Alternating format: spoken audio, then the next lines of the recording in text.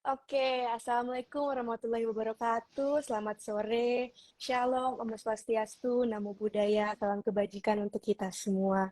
Halo Sobat Kedai Reka, selamat datang di Instagram Live pertama kami. Dan juga kita akan membahas seputar peran penting inovasi dalam membentuk masa depan yang lebih maju dan juga berdaya saing. Perkenalkan, saya Farah Akila yang akan memandu live session kita pada sore ini.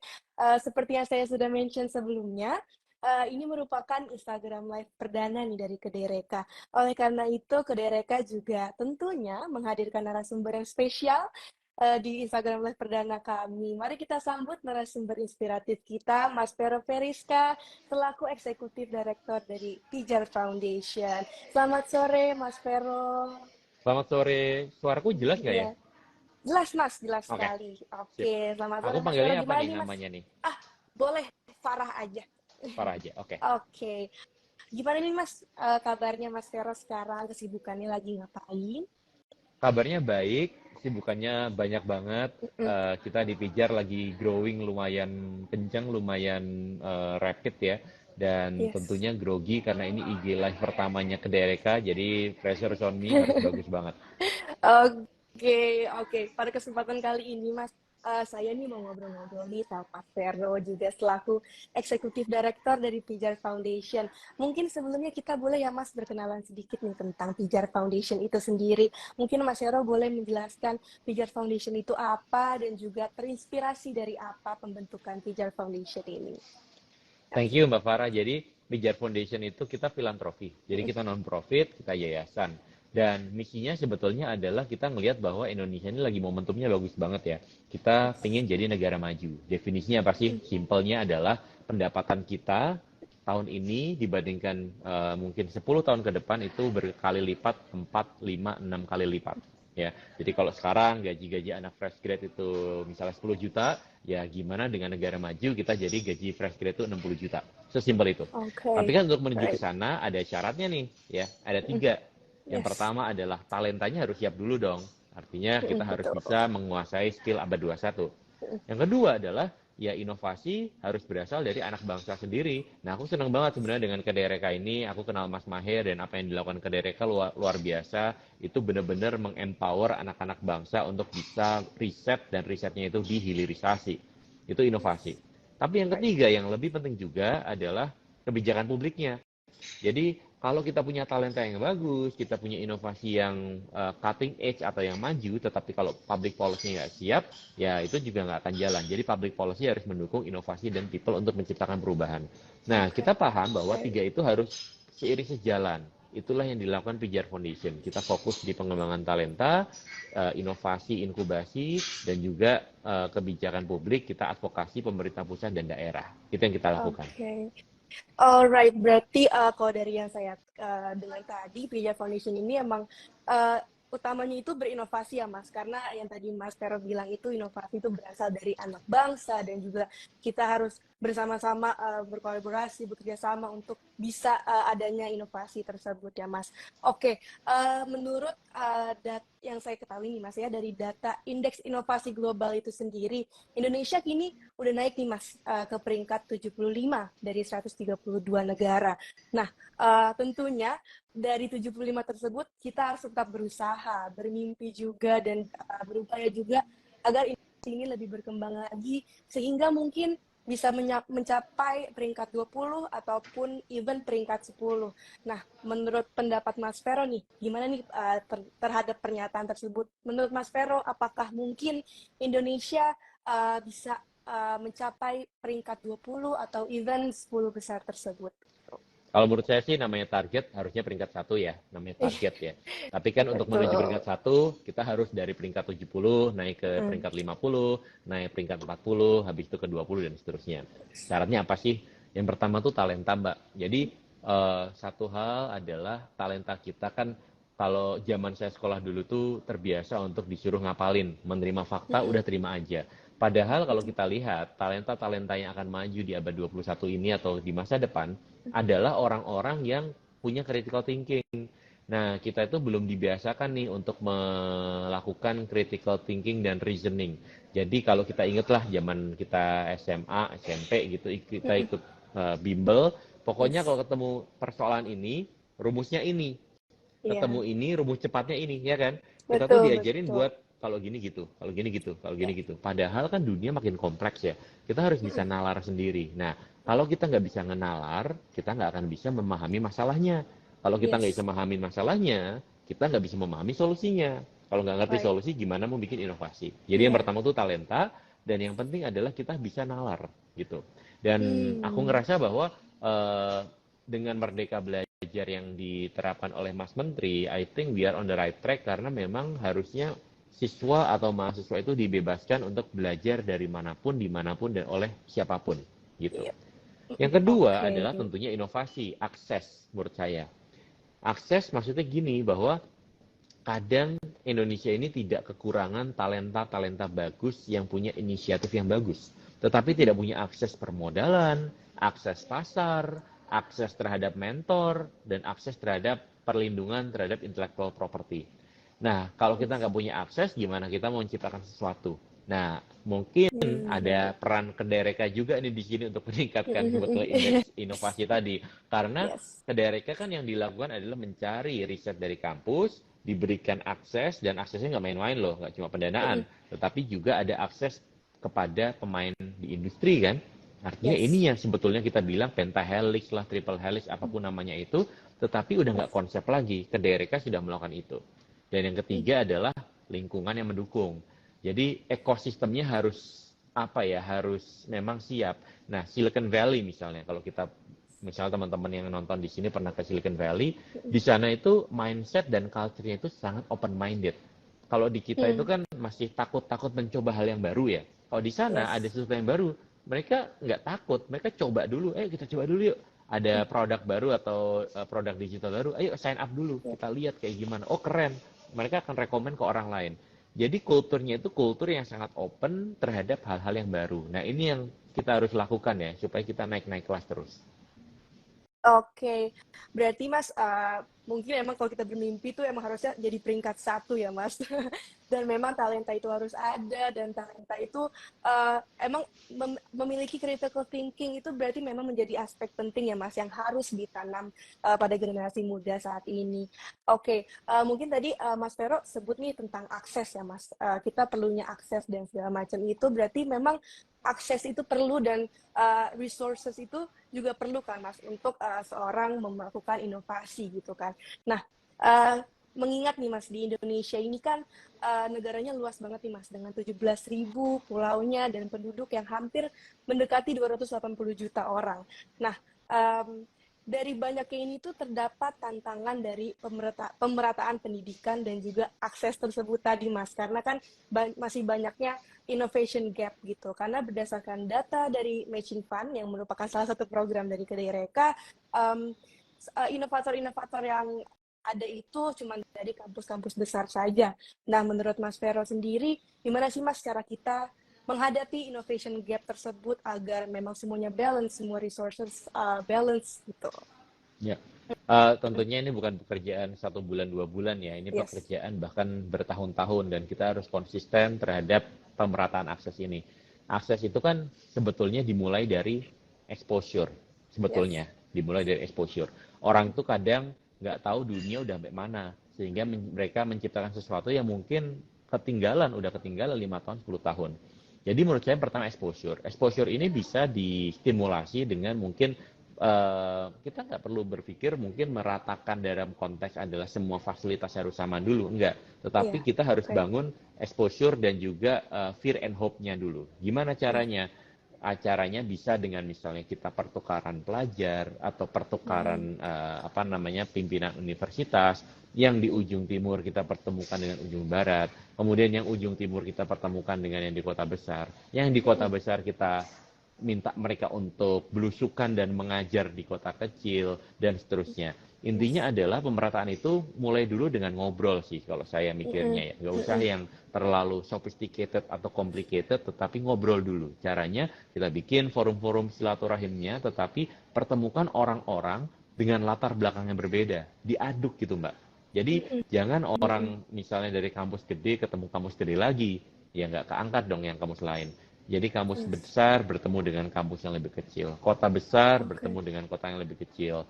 Kemudian mereka yang berasal, kalau bisa, berasal dari latar belakang, misalnya Visipol bertemu dengan orang dengan latar belakang teknik, kemudian dan seterusnya. Karena menurut saya eh, pemerataan itu dimulai dengan awareness, ya Mm-mm. kan? Awareness udah sampai mana sih dunia kayak gitu, Yes. udah sampai mana sih gitu. Baru setelah itu bikin mereka punya akses terhadap resources. Jadi jangan pernah I see. berpikir selalu kita yang harus nyediain resources, enggak. Tetapi Okay. resources itu kita pull, namun pool of resources itu bisa diakses oleh orang-orang berbeda ini. Begitu. Jadi memang ada beberapa tahapnya. Baru tahap berikutnya adalah realisasi dari proses ngobrol tadi gitu. Tapi itu Mm-mm. bukan suatu yang akan selesai dalam 1 tahun, Mbak. Bahkan mungkin kita butuh 2 tahun, 3 tahun, 5 tahun. But it has to be done, harus dilakukan gitu. Oke, jadi mungkin memang untuk kita bisa mencapai pemerataan ini memang butuh waktu yang tidak singkat ya Mas, tetapi memang adanya perbedaan dari kampus besar ataupun kampus kecil itu sebenarnya bisa ya Mas kita berkolaborasi untuk bisa mencapai pemerataan itu dengan cepat gitu. Oke, mungkin dari Pijar Foundation sendiri nih Mas, kan berarti untuk kita memeratakan semua resources atau misalnya inovasi atau innovation gap itu um, berarti orang itu kita harus memiliki lifelong learning ya betul ya karena sehingga kita bisa terus mengasah kemampuan para generasi muda gitu. Oke, Pijar Foundation sendiri kan memiliki program Future Skills ya Mas, yang dimana menjadi platform lifelong learning itu sendiri. Nah, kira-kira dari program Future Skills ini, pembelajaran apa sih Mas yang kira-kira dapat didapatkan oleh pengguna? Jadi feature skill itu premisnya adalah kita ingin menutup education gap. Karena yang Yes, diajarkan di kampus itu berbeda dengan apa yang ditemui di dunia nyata. ya. Akhirnya kita potong kompas dengan cara kita datangkan saja industri untuk mengajar di kampus-kampus. Tapi kan kampus di Mm-mm. Indonesia ada 4.700, nggak mungkin satu persatu. Akhirnya resource tadi, knowledge tadi kita pull di satu Yes. tempat namanya feature skill. Nah, itulah yang Mm-mm. diakses oleh mahasiswa-mahasiswa di seluruh Indonesia. Loh kok bisa gitu? Karena Mm-mm. kita menggunakan platform yaitu adalah Merdeka Belajar dan Kampus Merdeka. Sehingga Oke. kalau misalnya kita dari universitas di Aceh, kita bisa ikut. Kita dari Papua, kita bisa ikut. Kita dari Jakarta, kita bisa ikut. Dari Kalimantan bisa ikut. So far kita sudah 45.000 mahasiswa penerima Mm. manfaatnya dari 560 kampus lebih di seluruh Indonesia. Wow. Dan itu suatu angka yang cukup signifikan mengingat Mm-mm. Yayasan Pijar ini adalah privately owned, dan juga Yayasan Pijar ini itu program hanya dikelola oleh 10 orang. 10 orang Yes. bisa memberi manfaat 45.000 mahasiswa di seluruh Indonesia, itu luar biasa. Oke, berarti wah keren banget ya Future Skills ini. Dari tadi aku ngedengerinnya keren banget karena dia tujuannya aja sudah untuk menutup innovation gap itu sendiri dan juga dapat membantu semua yang ingin belajar ya Mas. Oke, mungkin untuk menurut Mas Vero nih Mas, untuk menciptakan ekosistem inovasi, kolaborasi, inklusif di Indonesia, uh, apa aja sih Mas kira-kira tantangan dari menciptakan ekosistem inovasi kolaborasi yang inklusif ini, Mas? Jadi sebetulnya puzzle-puzzlenya itu udah terserak di mana-mana sih, Mbak. Yes, Jadi kita tidak memulai dari nol sebetulnya. We are in a better shape right now. Jadi yes. ekosistem sudah ada, Mm. yaitu pendananya, venture capital, angel itu udah ada. Kemudian inovatornya itu udah ada. Yes. Kampusnya nggak kurang, kita ada 4.700. Program-programnya ada 1.000 startup, ada Nesticorn, ada Kedai Reka juga gitu. Jadi semuanya itu udah all in the place gitu. Yang belum Yeah. ada adalah suatu sinergi dan orkestrasi. Harusnya ada suatu pipeline antara ujung dengan Mm-mm. ujung hilir. Maksudnya apa? Kalau kita lihat siklus inovasi, inovasi dimulai dari apa? Dari orang yang punya masalah dan punya ide, ya kan? Yes. Artinya harus ada tahap ideation, Ideation berarti siapa nih yang masuk di sini? 1000 startup ada, apa ada, dan seterusnya. Masuk nih. Jadi ideation harusnya dihandle secara gotong royong oleh berbagai pemain. Yang pertama. Habis punya ideation, punya MVP, punya barang, berikutnya apa ya? Berikutnya berarti kan harus melakukan piloting supaya ada market validation. Yes. Disinilah Kedereka mungkin masuk. Karena dikawinkan dengan industri. Barangnya udah ada, industrinya mau testing, kita coba. Dari situ, langkah berikutnya apa? Oh, barangnya udah validated nih, udah proven nih, mau menjawab permasalahan masyarakat nih. Berikutnya apa? Oh, berikutnya adalah butuh angel investment. Berarti harus ada forum untuk mereka bisa pitching, kompetisi dengan angel tadi yang memang mencari inovasi yang masih early stage. Masuk nih, angin atau apapun itu. Lalu dari situ pindah lagi ke berikutnya yang sudah masuk ke tahap seed, mau masuk ke pre-A atau pre-series A gitu. Masuk lagi venture capital, dan seterusnya. Nanti di ujungnya ada private equity, dan di ujungnya ada mungkin market access, platform, dan juga marketplace, apapun namanya. Tetapi intinya adalah bahwa kita itu sebetulnya sudah punya semua komponennya, yang perlu dilakukan itu ditata, Mbak. Dan jangan sampai discontinue. Artinya apa? Kadang-kadang antara program A dengan program B itu kan tidak saling terkoneksi. Padahal kan kalau kita bicara ke DRK, pipeline-nya atau sumbernya kan sebenarnya nggak cuma dari kampus aja. Bisa juga loh, ke DRK itu ngambil juga dari misalnya pipeline-nya, keluarannya dari misalnya 1000 startup. Kenapa enggak gitu? Nah, jadi sebetulnya disitulah kita bisa melakukan sinergi. Kalau kita udah sinergi, ujung kiri ketemu ujung kanan, enak tuh Mbak. Indeks kita akan makin lompat lebih cepat lagi. Oke, berarti memang ya Mas, semua komponen itu udah ada, cuman harus ditata terus, nggak boleh kayak tiba-tiba nggak lagi gitu, nggak yang kayak bolong-bolong gitu berarti ya Mas. Oke, tadi Mas Vero kan udah jelasin ya Mas tentang lifelong learning ini emang untuk wadah pengguna untuk belajar terus dari manapun bisa pengguna platformnya.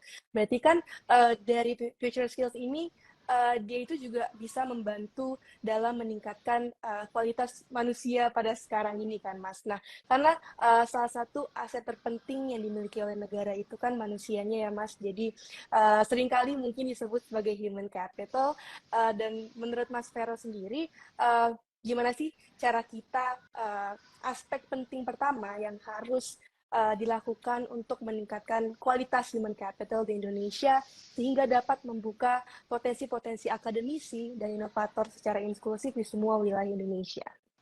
Oke, nah ini menarik nih. Kita hidup di zaman yang beda banget sama 10 tahun yang lalu bahkan. Dulu 10 tahun yang lalu itu proses dalam mengakuisisi pengetahuan itu cuma satu arah Mbak, satu sumber. Jadi apa? Dari sekolah. Sekarang Mbak, kalau dulu lah, orang satu semester baru bisa bilang dia ahli misalnya integral, diferensial. Karena udah belajar satu semester, udah belajar rumus-rumusnya gitu. Sekarang, dengan adanya TikTok, dengan adanya Reels, baru nonton video 30 detik aja, oh kayak gini ya, oh kayak gitu ya, udah ngerasa expert gitu.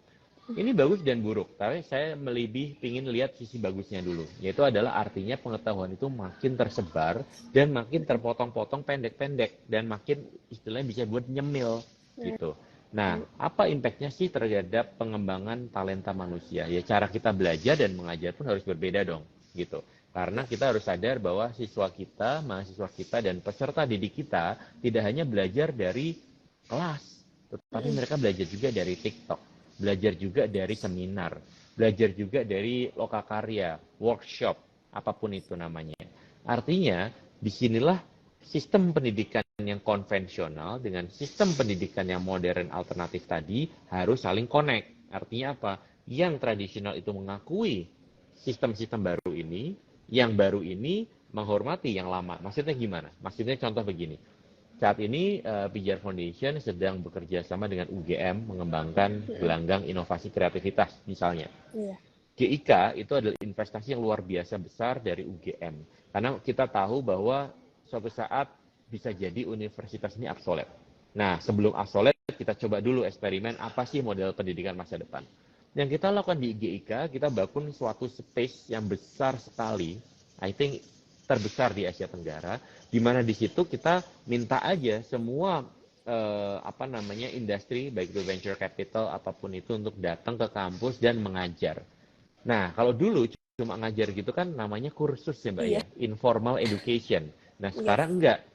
Informal education tadi kita masukin, kita bungkus dengan bungkusan Kampus Merdeka sehingga mereka yang tadinya misalnya industri expert ngajar katakanlah tentang bagaimana sih ngitung carbon accounting gitu ya, itu bisa jadi SKS Oh, gitu. iya Itulah yang betul, saya yes. maksud dengan sistem pendidikan yang tradisional mengembrace tren-tren baru. Itu mungkin baru Oke. terkait kelas-kelas yang tadinya non formal menjadi diformalkan. Tapi what about misalnya e-learning gitu. E-learning kan Coursera tadinya kan panjang ya 12 pertemuan. Iya. Kalau gitu kenapa enggak kita certified aja konten-konten yang ada di TikTok selama dia memenuhi kualitas tertentu, then we can consider that as a e-learning content. Kenapa enggak gitu. Artinya jika Anda menonton katakanlah 15 reels yang sudah Yes. certified, Anda bisa dianggap sudah at least memahami tentang dasar-dasar dari sesuatu kayak gitu. Nah, tapi itu kan imajinasi ke depannya. Tapi dalam benak saya adalah cara belajar kita sudah berbeda dengan 10 tahun yang lalu dan akan makin berbeda untuk generasi anak kita dan anak-anaknya kita nanti. Artinya zaman tidak bisa dilawan sehingga kita cukup bisa beradaptasi aja gitu. Oke. Mungkin Mas dari beradaptasi dengan memang zaman sekarang ini ya Mas. Ya tadi Mas Vero bilang kalau dulu kan belajarnya satu arah aja, guru ke mahasiswa ke murid gitu-gitu aja kan Mas. Kalau sekarang kayak seseorang tuh bisa belajar dari manapun itu gitu loh Mas. Nah, mungkin ada beberapa yang memang masih tidak bisa beradaptasi nih Mas dengan yang dunia modern sekarang gitu dari pelajarannya itu kan. Nah, menurut Mas Vero sendiri gimana sih Mas caranya membawa mereka yang masih tertinggal itu untuk bisa inline, untuk bisa align terus sama dunia Yeah. sekarang ini? Jadi ada dua sudut pandang ya sebetulnya ya. Sudut pandang ala liberalisme kapitalisme barat yaitu adalah adapt or die. Kamu harus Yes, beradaptasi, kalau nggak kamu mati ya udah bye bye. yes. Tapi saya lebih condong yang kedua yaitu adalah no one left behind. Jadi yang kuat harus ngangkat yang lemah, yang maju harus narik yang belum maju, yang sudah bagus harus menarik yang sedang ingin jadi bagus. Maksudnya apa?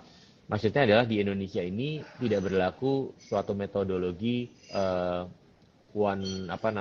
winner takes all. Tetapi yang terjadi adalah bagaimana kita saling membantu dan saling berbagi kue kesuksesan yang diraih. Jadi yang bisa dilakukan sebetulnya adalah pemain-pemain besar ya. Kan kita sudah mengamanatkan harus ada CSR, harus ada misalnya budget-budget untuk sustainability development dan seterusnya. Dan kalau dulu kan mindsetnya adalah ya udahlah yang penting aku nyumbang aja untuk kegiatan kurban ya itu udah selesai gitu. Nah sekarang perusahaan-perusahaan besar ini harus berpikir ulang menggunakan dana CSR mereka dan dana mereka untuk kemajuan. Jadi mindsetnya bukan lagi grant tetapi harusnya adalah impact investment. Jadi bagaimana yang besar ini mengalokasikan dana mereka untuk suatu program yang bisa mengangkat orang-orang yang belum maju bisa lebih maju lagi secara terus-menerus. Nah bedanya apa dengan grant? Kalau grant kan ya pokoknya kita kasih aja lah bangunin ini, bangun. Tapi kan setelah dibangun Iya, selanjutnya apa iya, keberlanjutannya gitu betul, kan. betul, Nah yes. jadi yang harus dipikirkan adalah para filantropi harus menginvestasikan dana mereka untuk membuat sebuah program kegiatan yang berkelanjutan. Jadi ada nggak ada mereka di tahun kedua, ketiga ini program tetap jalan terus gitu. Oke, betul, Mindsetnya harus betul. diubah, bukan grant tetapi impact investment. Alright, oke, I see. Mungkin Pak Vero, tadi kan kita tadi udah ngebahas nih gimana membuka potensi para akademisi dan juga inovator kita yang tentunya tak kalah hebat ya Pak dibanding negara-negara lain. Nah, kira-kira apa saja sih Pak yang dapat dilakukan oleh para akademisi dan juga inovator hebat untuk bisa ikut andil nih Pak dalam meningkatkan human capital yang ada di Indonesia? Pertama kita harus sadari bahwa riset itu ada dua tipe kan ya, riset murni dan riset praktis ya. Riset murni itu bagus, tetapi bisa dibilang kalau kita realistis, riset yang murni itu memerlukan waktu yang jauh lebih lama untuk bisa terjadi hilirisasi.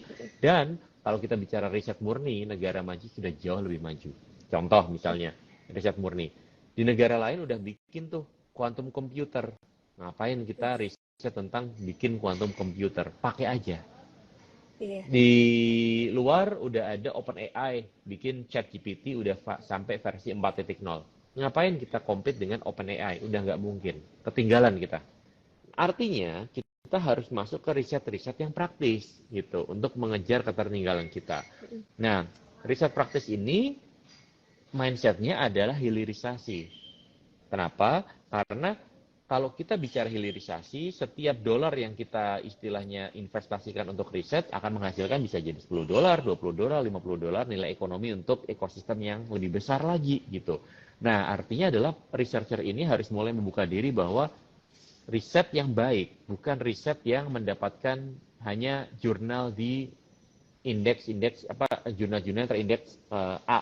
Tetapi riset yang baik adalah riset yang terserap industri dan menjadi nilai manfaat. Karena kita nggak boleh egois ya sebagai researcher. Kalau kita cuma riset apa yang menurut kita keren, itu menurut saya egois. Tetapi kita harus riset sesuatu yang bisa menjadi hilirisasi, jadi orang bisa nyari makan, Mbak, di situ. Orang bisa nyari rezeki di situ. Orang bisa nyari karir di situ. Orang bisa kerja karena itu. Itu kan manfaatnya lebih ripple effect ya, begitu. Iya. Nah, makanya kita harus mulai mengubah mindset kita bahwa riset yang baik adalah yang bisa dihilirisasikan, karena disitulah rezeki orang lebih banyak itu bisa ikut ke kita, akhirnya manfaat kita bisa lebih banyak dari hanya sekedar membuat riset yang masuk jurnal yang bagus. Oke. Memang berarti riset yang baik itu yang emang bisa digunakan gitu ya, Mas Vero, dan bermanfaat juga, bukan yang hanya sekedar gengsi atau yang keren bagi diri kita gitu. Oke. Oke, Mas Vero, kira-kira nih ada nggak sih Mas pesan yang ingin disampaikan kepada para inovator yang pengen nih berinovasi tapi takut misalnya idenya itu kurang untuk dianggap bagus, dianggap baik gitu Mas. Kira-kira ada nggak? Jadi source of truth atau filter yang betul dari seorang inovator itu bukan apa kata orang, tapi Yes. apa kata pasar. Banyak kita itu udah jiper duluan atau udah takut duluan kalau mau memulai sesuatu karena, aduh, katanya si ini nggak bagus, katanya si itu nggak bagus. Yes. Itu salah. Karena yang harus dilakukan seorang inovator ketika mereka punya ide adalah membuat versi demo dari ide itu, lempar ke pasar. Kalau di pasar itu kemudian mereka memperoleh feedback yang baik, artinya ide itu validated, mereka harus pursue itu. Nah, jadi para inovator itu tidak harus paham suara-suara yang didengarkan dan suara-suara yang didiamkan, begitu. Dan suara-suara yang harus kita dengarkan adalah suara-suara pasar. Karena kenapa? Ujung-ujungnya kan kita bikin inovasi itu untuk memberikan manfaat, tidak hanya bagi diri kita sendiri, tetapi juga bagi dunia. Artinya kita itu tidak Oke. hidup di dalam ruang hampa, kita hidup berinteraksi dengan banyak orang dan dengarkanlah masukan-masukan dari pasar tersebut.